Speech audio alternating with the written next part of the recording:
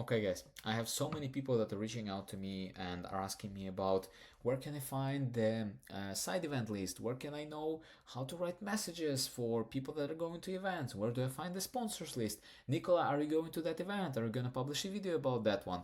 Yes, guys, to give you a short and concise answer, I want you to look here. There is a playlist called How to Nail Web3 Events Like a Sales Pro. I want you to go and watch all the videos that are there.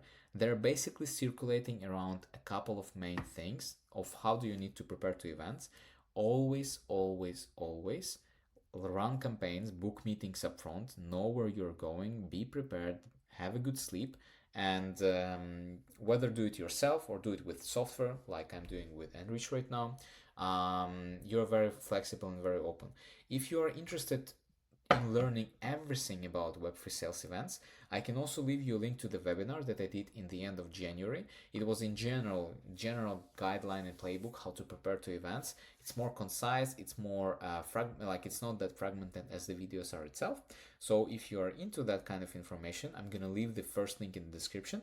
And at the same time, if you're new to the channel, subscribe to the channel. Like, I'm not gonna wait until you're doing that one. I'm demanding you subscribing for the channel if you are in the Web3 sales or you're interested in Web3 sales and BD. Share it with friends. Join the Web3 sales gym community, as you're gonna see the link in the description. And also, if you're interested to discuss any kind of collaboration, you're gonna have my Telegram in the description.